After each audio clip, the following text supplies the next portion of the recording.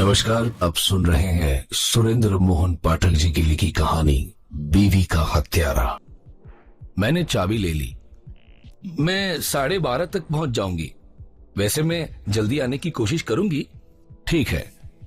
वह मेरे पास से उठकर चली गई। मैं भी तुरंत वहां से विदा हो गया। पुलिस की नौकरी की वजह से आदतन शक्की बन चुके मेरे दिमाग में हथौड़े की तरह ये बात बजने लगी कि सुषमा ने मुझे 11:15 से पहले अपने फ्लैट पर पहुंचने से क्यों मना किया था। इस वक्त कौन था वहां? उसके लिए रिश्वत के तौर पर मैं विस्की की बोतल साथ ले जाना चाहता था, लेकिन रात 8 बजे के बाद विस्की की दुकानें बंद हो जाती थी, इसीलिए मैंने बोतल का विचार त्याग दिया। एक 3 व्हीलर पर सवार होकर मैं सीधा ग्रीन पार्क पहुंचा।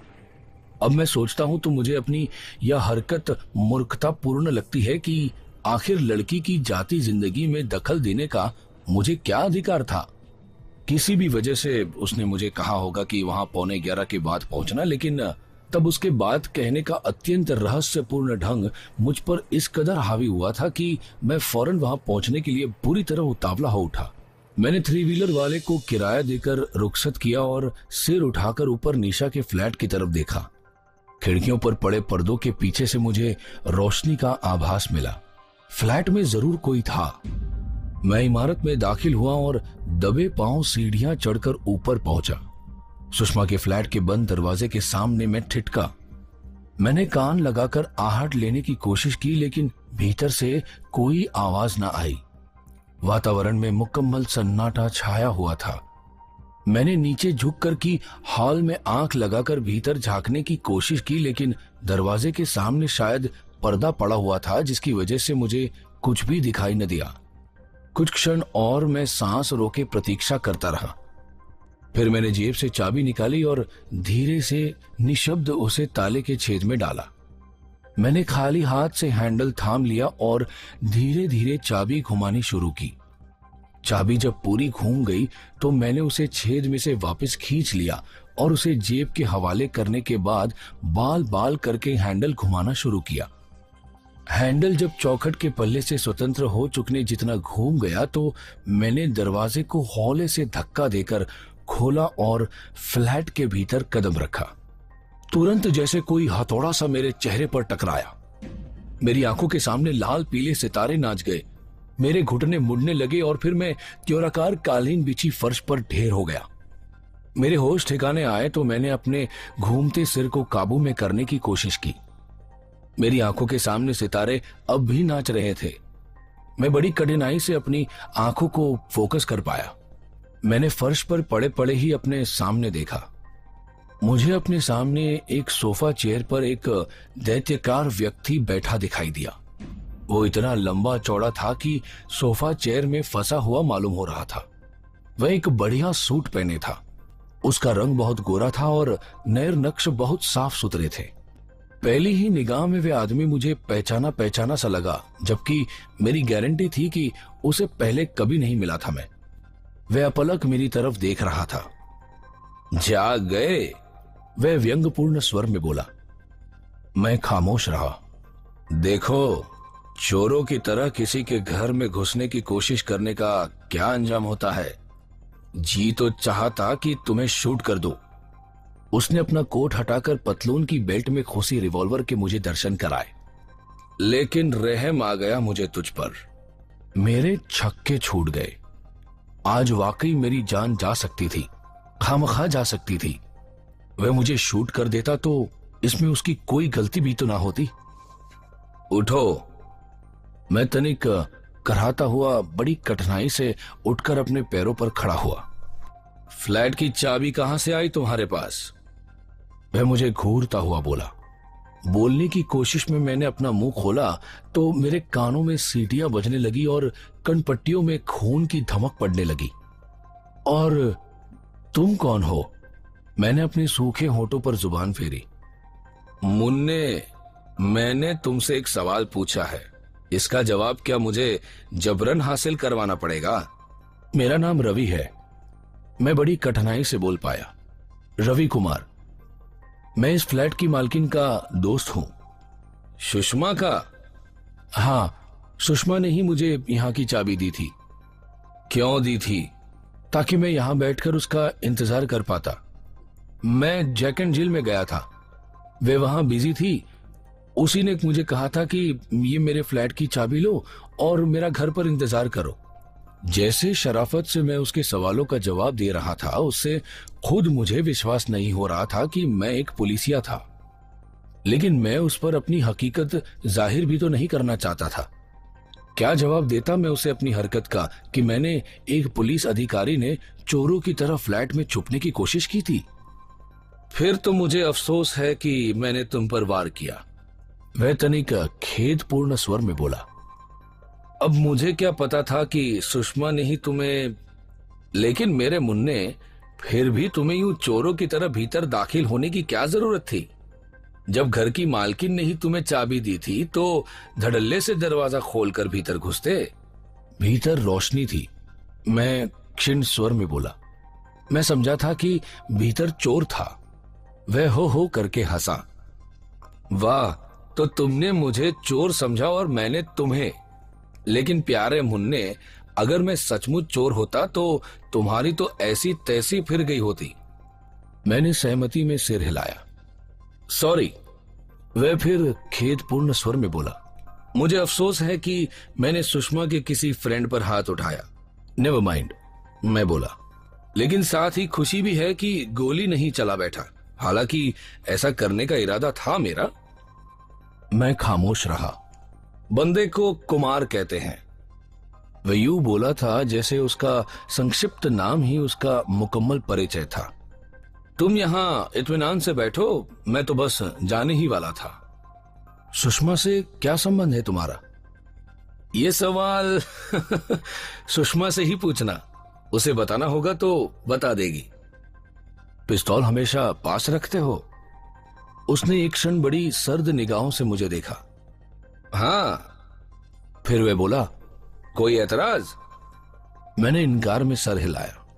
तुम्हारी नाक से खून बह रहा है, बाथरूम में गर्म पानी आ रहा है, जाकर मुंह धो लो और होलिया सुधार लो, नहीं तो सुषमा क्या कहेगी। मैं बाथरूम में पहुंचा। मैंने सिंक के ऊपर लगे शीशे में अपनी सूरत देखी। मेरी नाक में से खून बह नहीं रहा था, लेकिन बहा जरूर रहा था। वहां से टपककर मेरे कोट पर भी गिरा था। मेरी बाईं आंख का निचला भाग सूजने लगा था और काला भी पड़ने लगा था। मैंने जेब से रुमाल निकाला और उसे गर्म पानी में गीला कर करके अपने चेहरे की मरम्मत करने लगा। मैंने कोट पर लगे खून को भी साफ करने की कोशिश की। 5 मिनट बाद जब मैं बाथरूम से बाहर निकला तो कुमार नाम का वह राक्षस मुझे दिखाई न दिया। वह जा चुका था। मैंने एक सिगरेट सुलगा लिया और दिमाग पर जोर देकर सोचने लगा कि उस सर्वदा अपरिचित व्यक्ति की सूरत क्यों मुझे पहचानी हुई लग रही थी। इतना लंबा चौड़ा आदमी आसानी से तो भुलाया नहीं जा सकता था। मैं पहले भी कभी उससे मिला होता तो मुझे उसकी याद होती, लेकिन मुझे तो गारंटी थी कि पहले कभी मेरी उससे कोई मुलाकात नहीं हुई। फिर वह मुझे जाना पहचाना क्यों लग रहा था, कोई वजह मेरी समझ में ना आई। मेरी खोपड़ी में अभी भी साए साए हो रही थी और आंखें अभी भी धुंधला जाती थी। साले का हाथ था या हथौड़ा, एक ही वार से मेरा बाजा बजा दिया। एकाएक मेरी नजर सेंटर टेबल के नीचे पड़े एक लिफाफे पर पड़ी। वह एक सफेद रंग का आयताकार लिफाफा था जिसके निचले बाएं कोने पर मेरी बीवी का नाम और मेरा अशोक विहार का पता लिखा हुआ था। मुझे जैसे सांप सूंघ गया। आगे बढ़कर मेज के नीचे से वह लिफाफा मैंने यूं उठाया जैसे वह मुझे करंट मार सकता हो। उस लिफाफे को मेरे से बेहतर कौन पहचान सकता था। जोगिया रंग की छपाई और रेज हुए अक्षरों वाले वैसे लिफाफे मैंने खास तौर से निशा की खास फरमाइश पर उसे छपवा कर दिए थे। उसमें से उस सेंट की खुशबू तक आ रही थी जो कि मेरी बीवी को बहुत पसंद था और जिसे वह तभी लगाती थी जब वह घर से बाहर कहीं निकलती थी। लिफाफा फटा हुआ था और उस वक्त खाली था। उस पर पाने वाले का कोई नाम या पता नहीं लिखा हुआ था और ना ही उस पर डाक का टिकट लगा हुआ था, यानी कि वह लिफाफा डाक से भेजे जाने के स्थान पर दस्ती किसी को सौंपा गया था। वो लिफाफा, वो इतना व्यक्तिगत लिफाफा वहां कैसे पहुंचा? मेरे पास इस सवाल का एक ही जवाब था और वह जवाब मेरे तन बदन में आग लगाए दे रहा था। मेरी बीवी वहां आई थी। मेरे आगमन से पहले वे वहां थी, उस दैत्यकार व्यक्ति के साथ। जरूरी वही पटेल था, उसका पुराना यार, पूना की डकैती का उसका सहयोगी, उसका राजेश। उसका नाम R.K. पटेल था। आर से राजेश बनता था तो के से कुमार बनता था। कुमार ही राजेश था और राजेश ही पटेल था। पटेल ही वह दैत्यकार व्यक्ति था जो मेरे चेहरे का कचुमर निकालकर अभी अभी वहां से गया था। मेरी बीवी का यार। ईर्ष्या और क्रोध से एकाएक मेरा सारा जिस्म कांपने लगा। मैं दीवान पर ढेर हो गया। अब मेरी बीवी की मौत निश्चित थी। अपनी बीवी के बेपनाह हुस्न की वजह से अब मेरा दिल पिसजने वाला नहीं था। अब तो उसकी हत्या होनी ही थी, फौरन, कल। सुषमा 12:15 बजे लौटी। हे भगवान, मेरे चेहरे पर निगाह पड़ते ही बोली, तुम्हारे थोबड़े को क्या हुआ? रोड़ी कूटने वाले इंजन से टकराए थे क्या? यही समझ लो, मैं बोला। समझ लो क्या? ठीक से बताओ, क्या हुआ? वही हुआ जो तुम कह रही थी। रोड़ी कूटने वाला इंजन आ टकराया था मेरे थोबड़े से। वह फिक्र, हैरानी और हमदर्दी से मिले जुले भाव चेहरे पर लिए मुझे अपलक देखती रही। तुमने मुझे बताया होता, मैं बोला। क्या? यही कि तुम्हारे सारे बॉयफ्रेंड्स गैंगस्टर है। वह हड़बड़ाई। तुम? वह संदिग्ध भाव से बोली। कब से यहां आए हुए हो? 2 घंटे हो गए। यानी कि 11:15 से पहले आए थे? हाँ, मैंने तुम्हें मना किया था। वह अप्रसन्न स्वर में बोली। मैंने लापरवाही से कंधे झटकाए। कुमार यहां था? हाँ। तुम्हारी ये हालत उसी ने बनाई है? हाँ। क्यों? वजह तो उसी से पूछना। खामखा तो उसने ऐसा किया नहीं होगा। खामखा ही किया था। वह 10:30 बजे यहां से चले जाने वाला था। मैंने तुम्हें 11:15 यहां आने के लिए इसीलिए कहा था ताकि तुम्हारा उसका आमना सामना ना होने पाए।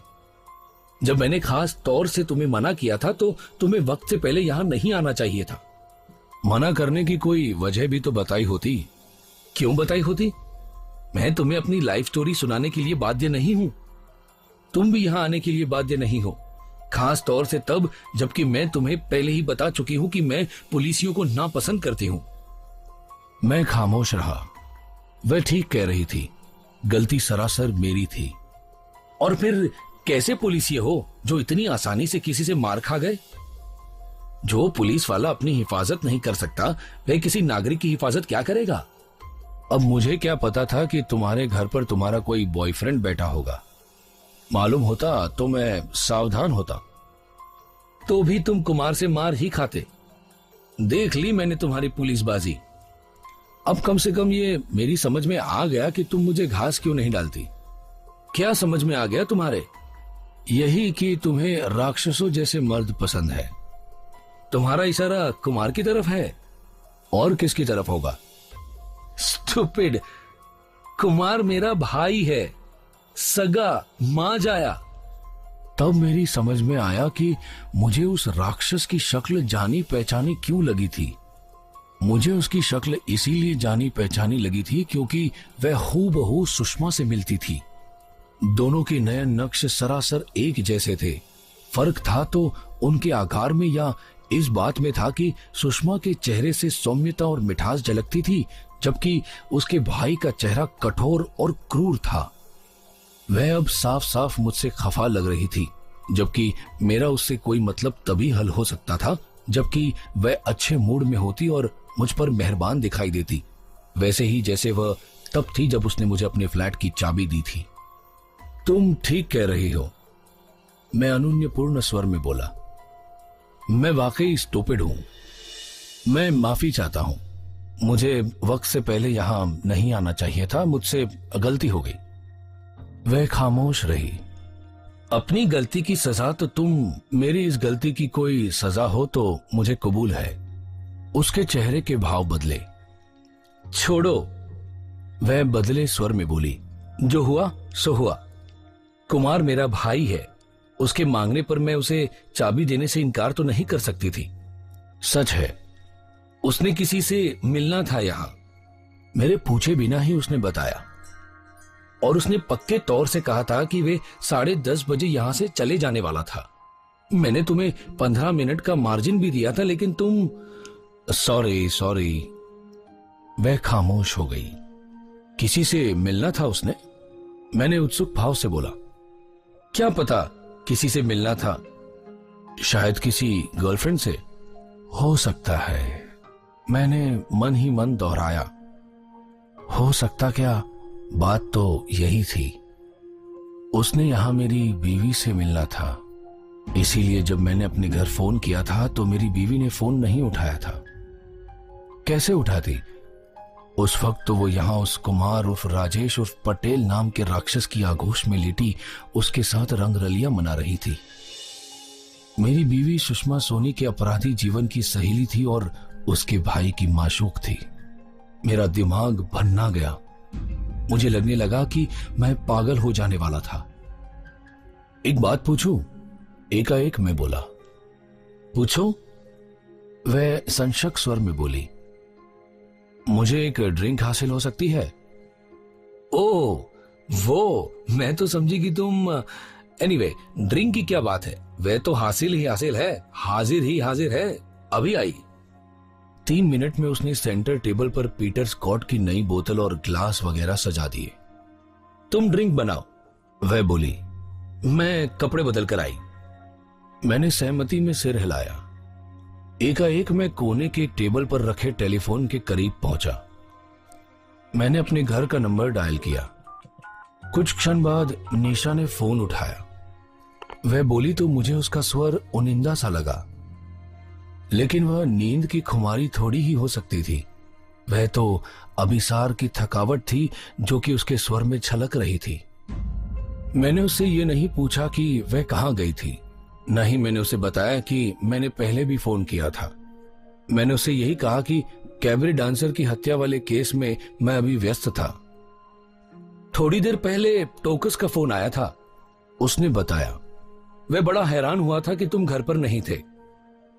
मैं घर ही आ रहा था, लेकिन मुझे एकाएक केस के संबंधित एक ऐसी टिप मिल गई थी जिस पर तुरंत काम करना निहायत जरूरी था। अब घर आ रहे हो? अभी नहीं, तुम सो जाओ, मैं पता नहीं कब तक लौटूंगा। फिर भी जल्दी आने की कोशिश करना। अच्छा, मैंने फोन रख दिया। वैसे तो वो हमेशा ही कहती थी और मैं विश्वास भी कर लेता था कि वह चाहती थी कि मैं जल्दी आऊं। साली, मैं नफरत में बुदबुदाया। दिल से तो चाहती होगी कि मैं ना ही आऊं। मैं सोफे पर जा बैठा और सुषमा के लौटने की प्रतीक्षा करने लगा। इस बार वह एक गले से लेकर टखनों तक आने वाला कफ्तान पहनकर प्रकट हुई। वह मेरे करीब सोफे पर आ बैठी। मैंने उसके हाथ में विस्की का ग्लास थमा दिया। उसके ग्लास में मैंने जानबूझकर ज्यादा विस्की डाली थी। हम दोनों ने चीयर्स बोला। एकाएक उसने अपनी कोमल उंगलियों से मेरे चेहरे के सूजे हुए भाग को छुआ।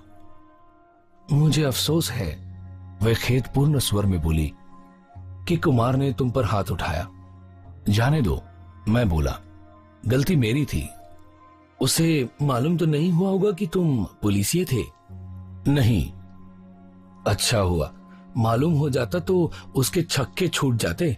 दादा वादा कुछ नहीं है वो। अच्छा, और नहीं तो क्या? उसने अपना ग्लास खाली कर कर मेज पर रख दिया। दूसरी बार भी मैंने अपने से कहीं ज्यादा विस्की उसके ग्लास में डाली। मैं चाहता था कि उसे नशा हो जाए और फिर मैं अपने मतलब की बात उससे पूछ सकूं।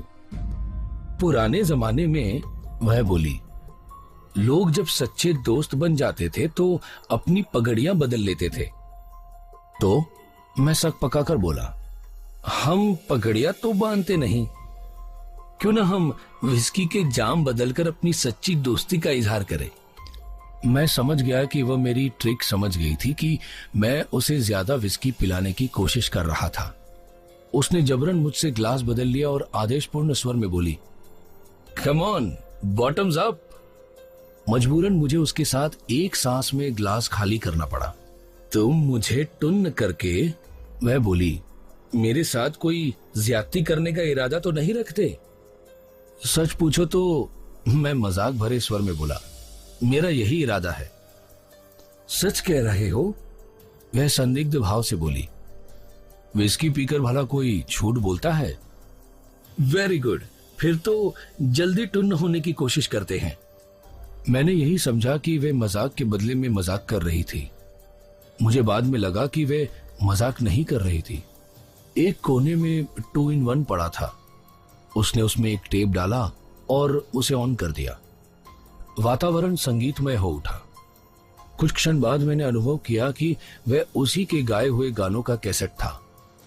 अगले 1 घंटे में मैंने कई बार उससे वे बातें चलाने की कोशिश की जिनकी जानकारी के खातिर मैं वहां आया था, लेकिन उसने हर बार मुझे अभी संगीत का मजा लो, अभी ड्रिंक का मजा लो जैसी कोई बात कहकर टाल दिया। शीला अत्रे की बाबत किसी बात की मैं शुरुआत भी न कर पाया। फिर विस्की का नशा मुझ पर भी हावी होने लगा। आओ डांस करे, एकाएक वह बोली। क्या? मैं हड़बड़ाया। Dance dance. मुझे डांस नहीं करना, मुझे डांस नहीं आता, मैं सिखा दूंगी, उठो। मैं उठा। हम दोनों एक दूसरे की बाहों में आ गए। नशे के उस आलम में नौजवान जिस्म की बाहों में आने से मुझे बड़ी सुखद अनुभूति हुई। अपने ही गीत के तालमेल पर वह मुझे नाचना सिखाने लगी। फिर मुझे यह भूल गया कि मैं वहां तफरीफ के लिए नहीं, किसी मिशन की खातिर, किसी पूछताछ के खातिर आया था। पता नहीं कब बोतल खत्म हुई, पता नहीं कब मैं आउट हुआ और कहां ढेर हुआ। जब मुझे होश आया तो खिड़की के रास्ते भीतर दाखिल होती हुई धूप मेरे मुंह पर पड़ रही थी।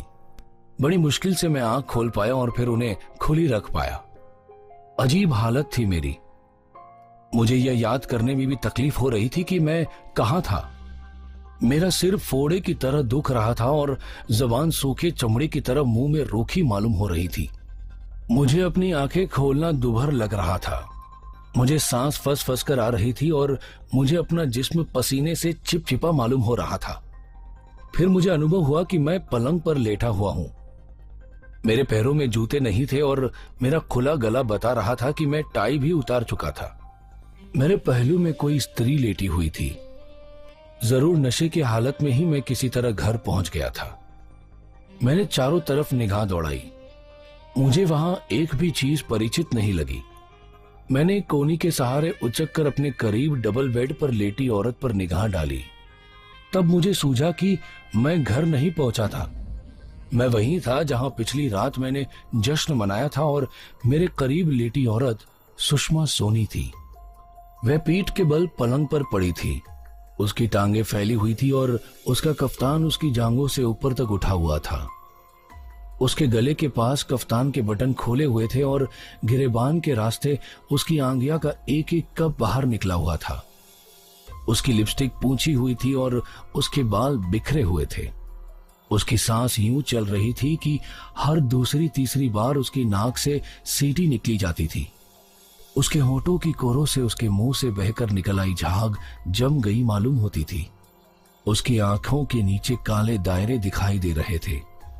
उस वक्त वह मुझे डायन जैसी लग रही थी। मुझे हैरानी हो रही थी कि वही औरत लीपापोती के बाद खूबसूरत भी लग सकती थी। कांपता लड़खड़ाता मैं पलंग पर से उठा। मेरी नशे की उस हालत में जरूर उस पौवे का भी हाथ था जो मैंने जैक एंड जिल पहुंचने से पहले पिया था। तब उसका नशा मुझे नहीं था, लेकिन उसने पेट में और नशे की ग्राउंड तैयार कर ही दी थी।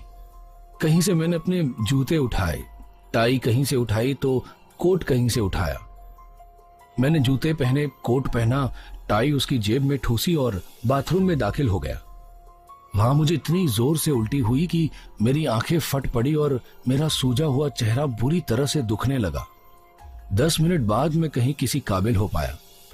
तब मैंने कलाई घड़ी पर निगाह डाली। 8:30 बजे थे। मैं बाहर निकला। अनायास मेरी निगाह वॉल क्लॉक की तरफ उठ गई। वह 8:15 बजा रही थी। पता नहीं सही वक्त क्या था।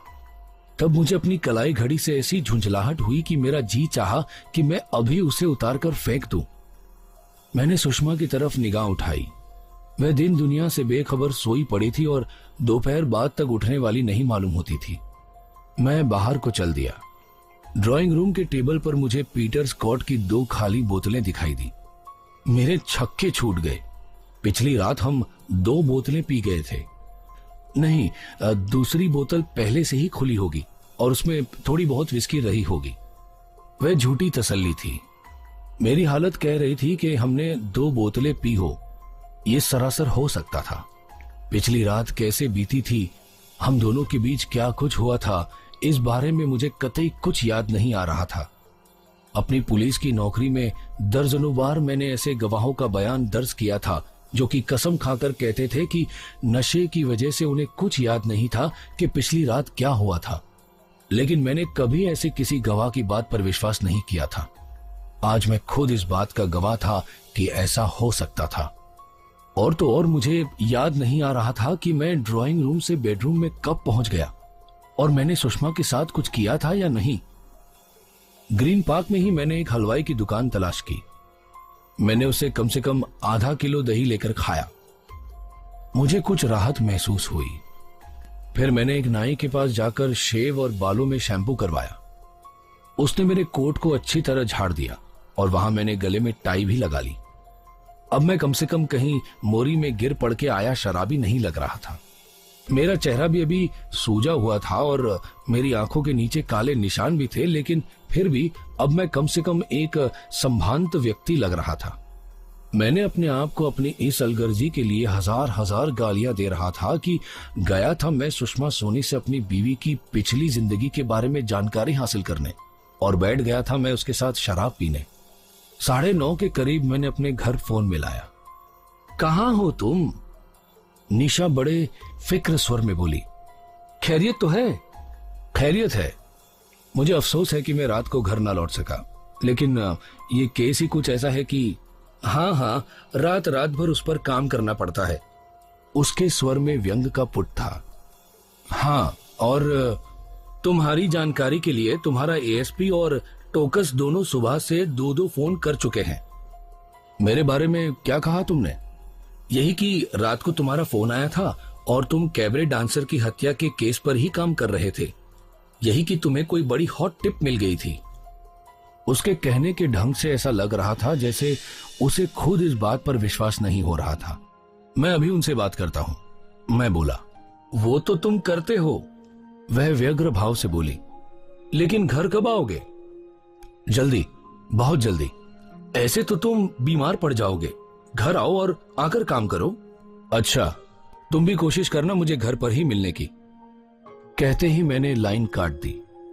मेरी अक्ल यही कह रही थी कि मुझे थाने फोन करना चाहिए था, लेकिन मैंने जानबूझकर ऐसा नहीं किया। मैं एक 3 व्हीलर पर सवार हो गया। मैंने ड्राइवर को काका नगर चलने के लिए कहा। काका नगर में विपिन कुमार रहता था। मैंने 3 व्हीलर मेन रोड पर ही छोड़ दिया और उसका पता तलाश करना आरंभ किया। उसके घर वाली गली में दाखिल होते ही मैं ठिठक गया। गली में एक पुलिस की जीप खड़ी थी। तभी जिस इमारत के सामने जीप खड़ी थी उसमें से टोकस बाहर निकला। मुझे देखते ही वह ठिठक गया। हम दोनों की निगाहें मिली। फिर वह लपक कर मेरे समीप पहुंचा। रवि, वह मेरे एक कंधा पकड़कर मुझे झिंझोड़ता हुआ बोला। अरे कहां हो तुम? रात को घर भी नहीं पहुंचे और ये क्या हालत बना रखी है तुमने अपनी? मैं खामोश रहा। मैंने अपलग उसकी तरफ देखा। मेरा बाप कहा करता था, वह बोला, कि रात से लगाव या तो आशिक को होता है या उल्लू को। तुम इन दोनों में से। तुम यहां कैसे आए? मैंने उसकी बात काट कर बोला। मैं तो तुम्हारी तलाश में जैसे जगह जगह भटक रहा था वैसे ही यहां भी आया था। तुम बताओ, तुम यहां कैसे आए? यहां तुम विपिन कुमार के पास आए थे? हाँ, मैंने सोचा शायद तुम यहां आए हो और उसे तुम्हारे बारे में कुछ पता हो। वो घर पर था? हाँ, तुम यहां कैसे आए? मैंने जवाब नहीं दिया। चलो